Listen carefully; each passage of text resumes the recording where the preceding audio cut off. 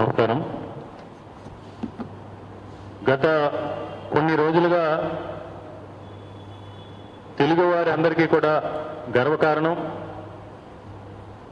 ఈ దేశానికి, ఈ ప్రపంచానికి ఎందరో మేధావుల్ని, విద్యావేత్తల్ని, సంఘ సంస్కర్తల్ని, సమాజానికి ఉపయోగపడే వేలాది మందిని ఈ దేశానికి అందించిన అత్యంత ప్రతిష్టాత్మకమైనది ఆంధ్ర యూనివర్సిటీ 100వ వసంత ఉత్సవాల సందర్భంగా యూనివర్సిటీలో జరుగుతున్న పరిణామాలన్నీ కూడా మనందరూ కూడా మీడియా మిత్రులందరికీ కూడా తెలుసు.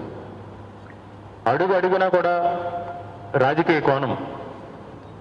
100 సంవత్సరాలు పూర్తి చేసుకున్న సందర్భంగా యూనివర్సిటీ ప్రతిష్టను పెంచాల్సింది పోయి యూనివర్సిటీ యొక్క ప్రతిష్టని దిగజార్చే విధంగా 100 సంవత్సరాల చరిత్ర కలిగిన యూనివర్సిటీలో జరిగిన ఈ 100వ వసంత ఉత్సవాలకు సంబంధించి ఏ అంశంలో చూసినా ఒక వివక్ష, చాతగానితనం, అదేవిధంగా పూర్తిగా రాజకీయ కోణంతో ఈ ఉత్సవాలు నిర్వహించడం జరిగింది. అందులో భాగంగా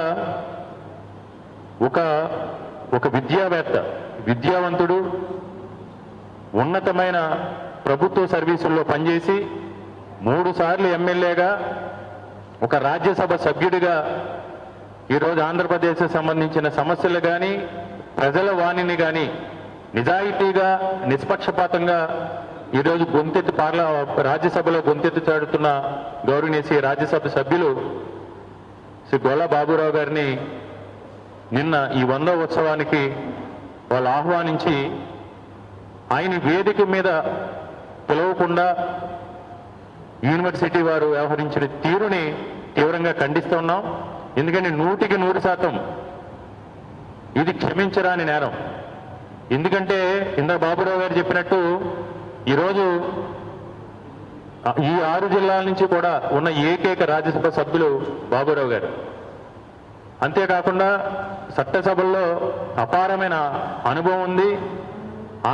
ఆంధ్ర యూనివర్సిటీకి సంబంధించి, ఆంధ్ర యూనివర్సిటీ స్థితిగతుల గురించి, ఆంధ్ర యూనివర్సిటీ చరిత్ర గురించి చాలా క్షుణ్ణంగా తెలిసిన వ్యక్తి బాబురావు గారు. అలాంటి వ్యక్తుల్ని వేదిక మీదకి పిలిస్తే ఆ ఉత్సవాలకి మరింత శోభ, ఆ ఉత్సవాలకి మరింత గౌరవం కలుగుతుందనేది కామన్ సెన్స్ను కూడా మరిచి ఆయన్ని నిన్న చేయటాన్ని తీవ్రంగా ఖండిస్తున్నాం. ఎందుకంటే స్థానిక ఎంపీని వేదిక మీదకి తీసుకొచ్చారు. యూనివర్సిటీకి సంబంధం లేని వ్యక్తుల్ని మీ భాగస్వామ్య పార్టీకి సంబంధించి వ్యక్తి రికమెండ్ చేస్తే తీసుకొచ్చి మాట్లాడించారు. సరే, మాట్లాడించారు, మోటివేషన్ చేశారు. కానీ మీరు ఎంతసేపు కూడా రాజకీయ కోణంలో, ఇందాక ఆయన అన్నట్టు, అంటే వైఎస్ఆర్ కాంగ్రెస్ పార్టీలో ఉన్న రాజ్యసభ సభ్యులు కాదా, లేకపోతే వెనకబడిన వర్గాల వారిని ఈ మధ్యకాలంలో మనం చూస్తున్న ఆంధ్రప్రదేశ్ రాష్ట్రంలో తెలుగుదేశం పార్టీలో ఉన్న షెడ్యూల్ క్యాస్ట్కి సంబంధించిన శాసనసభ్యులందరూ కూడా చాలా మమ్మల్ని కించపరుస్తున్నారు. మా నియోజకవర్గాల్లో మాకు అధికారాలు లేవు, మా నియోజకవర్గాల్లో తెలుగుదేశం పార్టీకి సంబంధించి వారు సొంత మనుషులు వచ్చి అదమాసి చాలా ఇస్తున్నారు తప్ప మేము ఏదో ఉత్సవ విగ్రహాల్లాగా దళిత ఎమ్మెల్యేలు పెట్టారనేది కూడా జరుగుతూ ఉంది. కాబట్టి ఎట్టి పరిస్థితుల్లోని కూడా నిన్న గొల్ల బాబురావు గారిని ఏదైతే మీరు తక్కువ చేసి చూశారో దాన్ని మీరు తీవ్రంగా ఖండిస్తున్నాం. మీరు తక్కువ చేసి చూసినంత మాత్రాన ఆయన గౌరవానికి కానీ, ఆయన సిన్సియారిటీకి కానీ, ఆయన అనుభవానికి కానీ ఆయన గురించి ప్రజలకు చెప్పాల్సిన అవసరం లేదు. ఎంత సిన్సియర్ ఆఫీసర్గా, ఒక శాసనసభ్యుడిగా, రాజ్యసభ సభ్యుడిగా ఏ విధంగా ఆయన ఈరోజు ప్రజలకు సేవ చేస్తున్నారు అన్నిటికీ తెలిసిందే. అంతేకాకుండా యూనివర్సిటీ ఉత్సవాలకు సంబంధించి గతంలో కూడా మాట్లాడాం. 2019 నుంచి 2024 వరకు కూడా 100 సంవత్సరాల యూనివర్సిటీ చరిత్రలో ఎన్నో సంస్కరణలు తీసుకొచ్చి పెద్ద ఎత్తున నిధులు వెచ్చించి జగన్మోహన్ రెడ్డి గారి హయాంలో చాలా కొత్త నిర్మాణాలు చేయటం కానీ, ప్రారంభోత్సవాలు చేయటం కానీ, యూనివర్సిటీ ప్రతిష్టని పెంచే విధంగా, తెలుగు వారందరికీ కూడా గర్వకారణంగా ఉండే విధంగా జగన్మోహన్ రెడ్డి గారి యూనివర్సిటీని పలుమార్లు సందర్శించి యూనివర్సిటీని అభివృద్ధికి జగన్మోహన్ రెడ్డి గారు అడుగేయటం జరిగింది. సంబంధించి 100 సంవత్సరాల సందర్భంగా ఫోటో ఎగ్జిబిషన్ పెట్టారో, కనీసం 2019 నుంచి 2024 జరిగిన అభివృద్ధి గురించి ఒక్క ఫోటోను కూడా ఎగ్జిబిషన్లో పెట్టలేదు. ఈ సందర్భంగా యాజమాన్యాన్ని, వీసీ గారిని కూడా ఒకటే ప్రశ్నిస్తున్నాం.